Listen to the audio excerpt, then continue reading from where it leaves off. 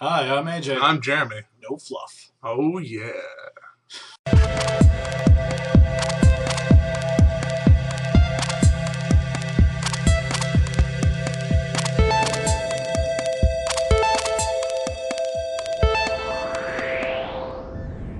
Welcome back to yet another Extraordinary Times. First story of today. Well, we're going back to Detroit because we love Detroit so very, very much.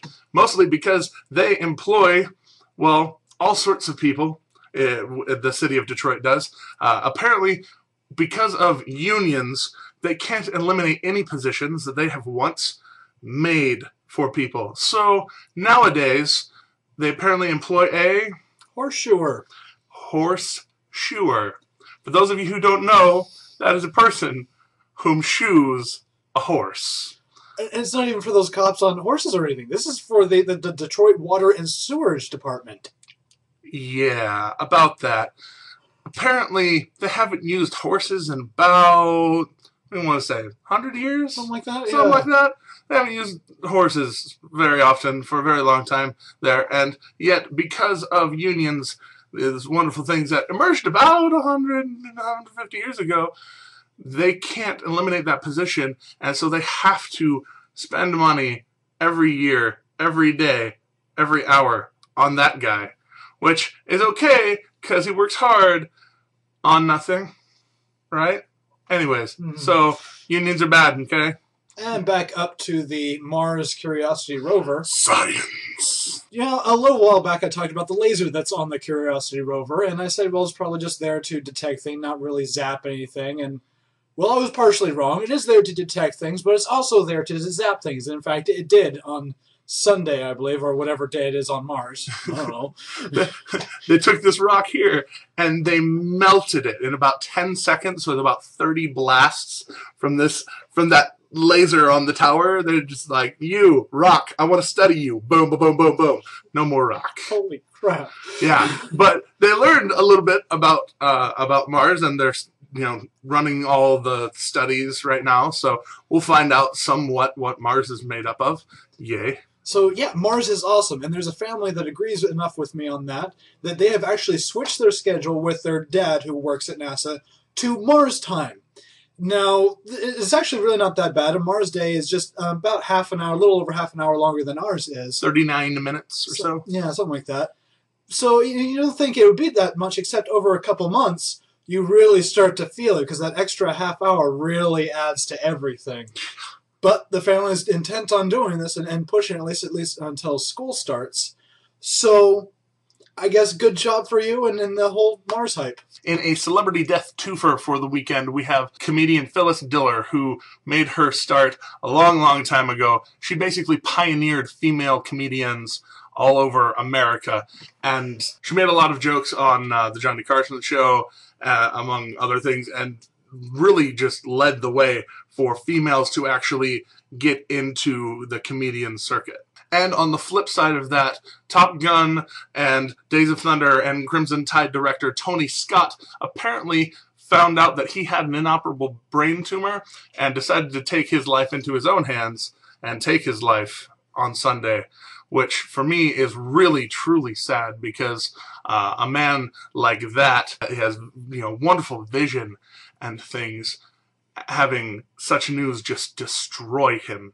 It's sad. It frightens me as to, how might I respond to news like that. So, get rid of that negativity right now, because we have something to bring the 80s back for you. Working hovercycles. Oh my gosh. Yes!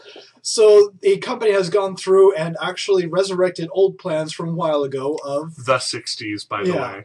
Old plans for hovercycles. Literally, it looks, two fan blades, you're on it and you're riding it. Evidently, a long time ago they had plans to do it, but they had problems with flipping and just random things throwing people off and way too complicated controls. And they figured, hey, we have the technology nowadays to work on that. And they did. And it's working. And they're thinking of selling it to people for, like, the security along the border, for helping people to get out to areas where there aren't roads. They're eventually going to sell it to private people. At least they better. Either way, it is a much more intuitive system, help self-balancing with your own sense of balance. Really nice. Can actually get pretty fast, though they're only testing it up to 30 miles an hour at this point. And about 15 feet above the ground. Aerofex, the California-based aerospace company doing this, is, they took these old plans where they apparently actually could go approximately helicopter speeds and some helicopter height. They don't want to risk people right now with this early stage of technology, but it's going to get better. So for now, they're actually just making drones, mostly for transport options, that kind of stuff, for out in the military regions, so you don't have to risk a pilot when you're trying to move stuff through a sensitive area.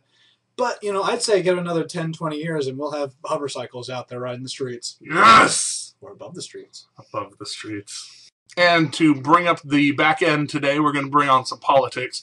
Mitt Romney came out in an interview over the weekend with a very surprising thing for a lot of people.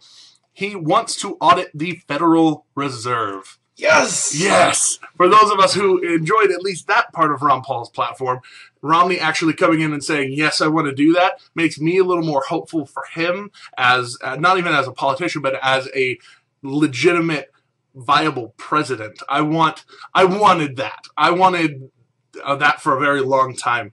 So hopefully when he, walks in on his first day is like, who do I want for Treasury Secretary?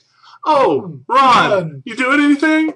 And evidently the liberal side of the nation is slowly seeing that really our president isn't that great either, because Newsweek, a rather liberal magazine, has come up with the article, Hit the Road, Barack, Why We Need a New President. And the article we're going to direct you to is the actual one. It's 5 pages of exactly why President Barack Obama has failed in his job, failed in his promises, and needs to go. In excruciating detail. Really saying we need pretty much anybody else, though, we could do with a CEO of a company and a budget nerd. Wink. Anyways, thank you so much for watching The Extraordinary Times. There's a like button over here, a favorite button over here. If you really enjoyed it, you can subscribe up there if you want us to get better, and share us with your friends, especially. That's kind of the easiest and nicest thing you could probably do for us. And, thanks in advance. We love you. And he's AJ. He's Jeremy. And these are Extraordinary Times. Be aware.